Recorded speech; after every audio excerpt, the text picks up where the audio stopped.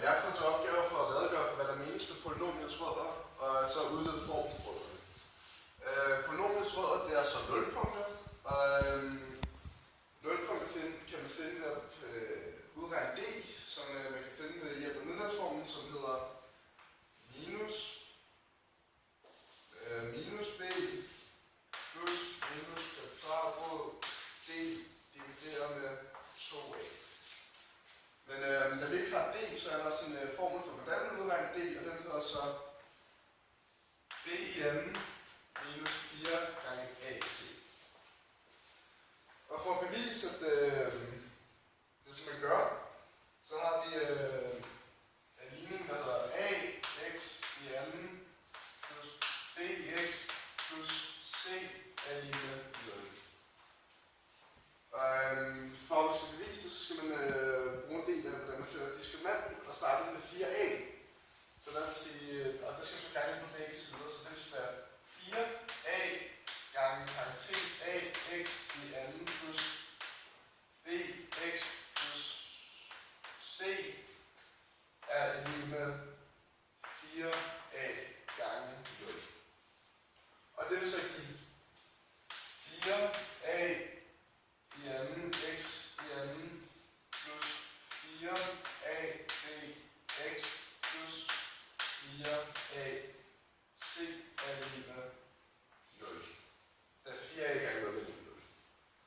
Derefter så skal vi bruge b i anden, så det kommer til at hedde b i anden plus 4a i anden x i anden plus 4a bx plus 4a c er lige med b i anden.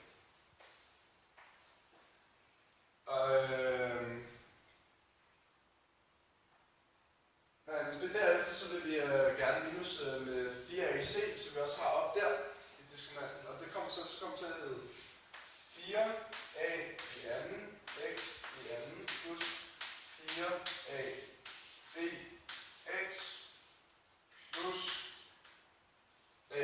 lige med b i anden minus 4ac. Ligesom som der står deroppe.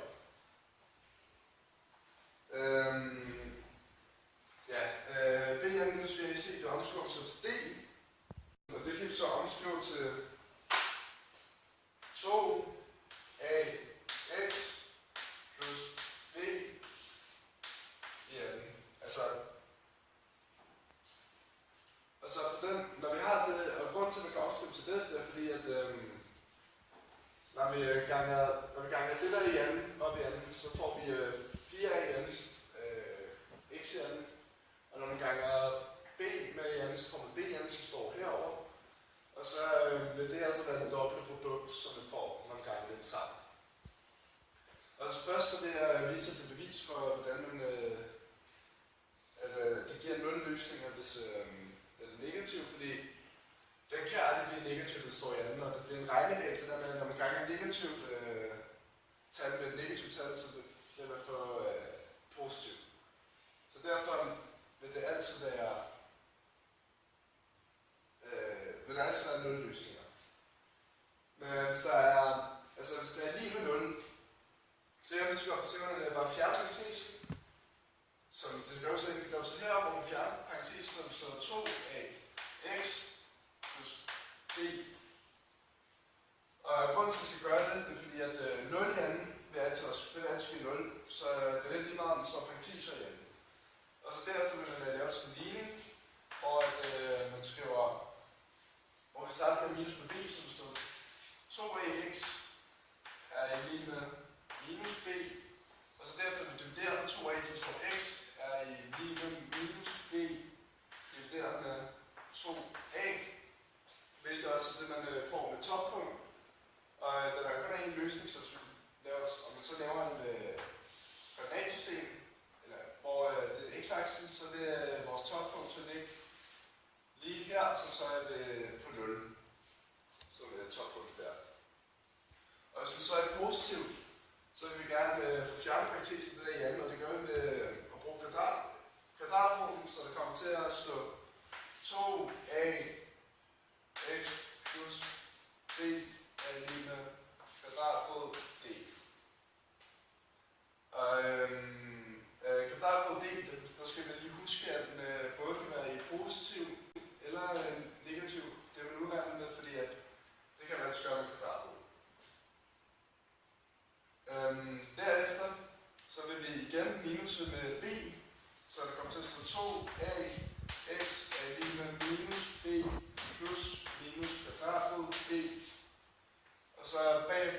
divideret med 2a, så står x er et lig med minus b plus minus kvadrat på d divideret med 2a. Og så en vigtig ting at huske, det er, at en vigtig ting, man lige kan runde af med, det er, at hvis d var større end 0, så vil der være 2 løsninger.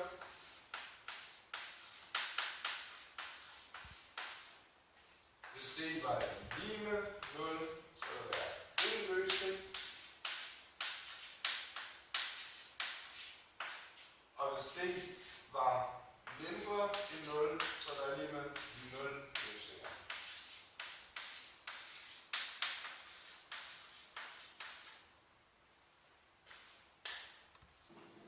Okay, jeg har så fået til opgave at redegøre for, hvordan man kan beregne en parabels toppunkt ved hjælp af differentialregning.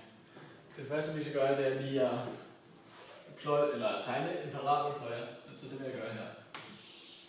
En parabel er altså en kurve, der først er stigende, og derefter faldende, som enten har et toppunkt eller et minimumpunkt. Og vi skal altså prøve at beregne det her punkt her, som er i midten, eller som er toppen, hvor der er den maksimale y-værdi ud fra x. Og vi ved, at den her parabel her er givet ved hjælp af en anden gradsfunktion, som er lige med f af x, som er lige med konstanten a, som er lige med konstanten a gange med x, og så igen plus konstanten b gange x, og til sidst konstanten c. Det vi så skal gøre, det er, at vi skal prøve at finde vores toppunkt, som vi kalder t. Og t, det må så bestå af koordinatet x og koordinatet og y-koordinatet, som vi kalder xt og yt. Og det vi ved, det er, at fordi det er et toppunkt, må det altså have en vandret tangent, der går direkte igennem punktet. Og det kan vi bruge, fordi vi ved, at man ved hjælp af differentialregning kan finde x-koordinatet for alle de steder, hvor der er vandrette tangenter, ved hjælp af den her sætning, som er lige med. F mærke af x y 0. Det er altså det, man bruger til at finde x, når der er en vandret tangent. Og på den måde kan vi så altså bestemme vores x-koordinat for vores funktion heroppe. Så vi skal altså differentiere den her funktion her, og så sætte den i det 0. Så det gør vi altså. Vi har først 2 her, eller a gange x i anden del, der kan vi gange 2 ned fra i anden, så vi får 2ax. Og det bliver ikke i anden del af 2 minus e giver e, og man ikke kan have det i første, så det fjerner vi bare. Og så den næste led her, bx, det bliver bare b, da b gange 1 bare er b. Så vi får altså bare b tilbage, og så til sidst konstanten c, det var lige med 0, så den lader vi bare udgå. Og det bliver så e med 0 her. Det næste vi så skal gøre, det er, at vi skal prøve at isolere vores x. Og det kan vi gøre ved at minuse b på begge sider, så vi får 2ax divideret med minus b. Det næste vi så kan gøre her, for at slippe af med de 2a, så vi får x til at stå helt alene, det er, at vi kan dividere med 2a på begge sider. Så vi får 2ax divideret med 2a er med minus b divideret med 2a. Det vil altså så sige, at vi til sidst får et givet resultat af vores koordinat x og t må være lige med minus b divideret med 2a. Så det kan vi skrive hernede. T er lige med minus b divideret med 2a. For så at regne vores y-punkt, kan vi så gøre det, at vi sætter vores udsagn for b eller for x ind i vores funktion, og på den måde regne y-koordinatet. Så vi får altså f af vores udsagn for b, som er minus b divideret med 2a. Det giver altså en del af vores y-koordinat yt. Så vi vil nu skrive funktionen op, hvor vi har substitueret alle x'erne i funktionen med udtrykket for vores x. Og det kommer altså til at se således ud, at vi har a gange med minus b divideret med 2a, Og det skal x heroppe bag anden, skal jeg udtrykke her, og så bag anden. Og så har vi plus vores konstant b, som også kan være ganget med det her udtryk, minus b divideret med 2a. Og så til sidst er der vores konstant c. Konstanten c her. For ligesom at komme videre og prøve at reducere ned på det her stykke, så det bliver lidt mere noget vi kender, så kan vi altså først prøve at fjerne alle parenteserne, og det kan vi først gøre ved at prøve at fjerne det her i anden, og det gør vi ved at sætte begge både tæller og nævner i anden også, så vi kommer højere a gange minus b i anden, eller minus gange minus bare giver plus, så får vi altså bare b i anden over 4a i anden. 2 gange 2 er altså 2 i anden, det er sammen 4 og a i anden, så er det sidste del her.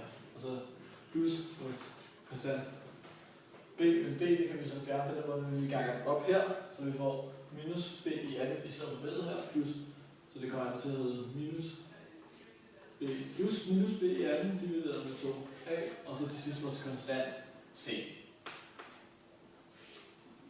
Så det eneste problem her, vi mangler for at have det rigtig godt ud, det er, at vi mangler at fjerne det her a. Og det kan vi nemt gøre med bare at gange ned i nævneren og få den til at gå ud med en af de to a'er, vi dividerer med. Så vi til sidst får b i anden divideret med 4a plus minus b i anden, hvor vi glemmer også, at vi skriver i anden heroppe, divideret med 2a og plus c. Det næste vi så skal gøre, det er, at vi skal prøve at samle alle under samme nævner. Og den nævner vi gerne vil prøve at få fat i, det er, at alle skal stå under 4a. Og det gør vi. Første model er, at vi som vi kan se, at c ikke har nogen nævner overhovedet, men det kan altså nemt løses ved, at vi bare sætter den nævneren som 1, at det ikke vil ændre på resultatet af c.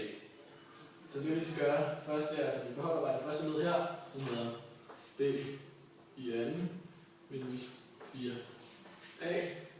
Det næste led her, som vi så har stået på, bliver der lidt mere tricky, da vi kun har 2a hernede, men det kan vi løse ved bare gange med 2 på begge sider af både tæller og nævner. Så vi får altså minus 2ba divideret med 4a. Den sidste del her, der kan vi så gange 4a på begge sider, så vi både har, så vi kommer til at have det, der hedder 4ac over 4a. Nu vil jeg have samlet alle under samme nævner, så vi kan bare fjerne alle de her plusser her, og det bliver vi så nødt til at bygge op her, og så har vi altså samlet dem under samme nævner, som er 4a. 4a. Vi kan så forkorte det lidt ved at fjerne det her led her, der vi har b i anden minus 2b i anden, så kan vi altså på den ene af de her total til at gå væk ved at fjerne den her, så vi får bare det, der hedder tilbage minus b i anden plus 4ac over 4a. Og den her del kan vi så næsten kende på formlen for diskriminanten, som er b i anden minus 4ac, og det kan vi så gøre ved at sætte det ude for en parentes, og så have minus 1 på den anden side. Så vi kommer til at have, vi kan også hedde minus 1 til start, vil være det b i anden minus 4ac over 4a. Og så den her del her kender vi altså som diskriminanten d. Og på den måde kan man altså argumentere for, at y-koordinatet må altså findes ved hjælp af, at man har minus d over 4a. Og hvis det så går tilbage her til starten, så har vi altså en toppunktformel, der kommer til at hedde t, må så være lige med minus b divideret med 2a, som for x-koordinatet, og så minus d divideret med 4a for y-koordinatet. Og på den måde kan du altså beregne en parabels toppunkt ved hjælp af differentialregning.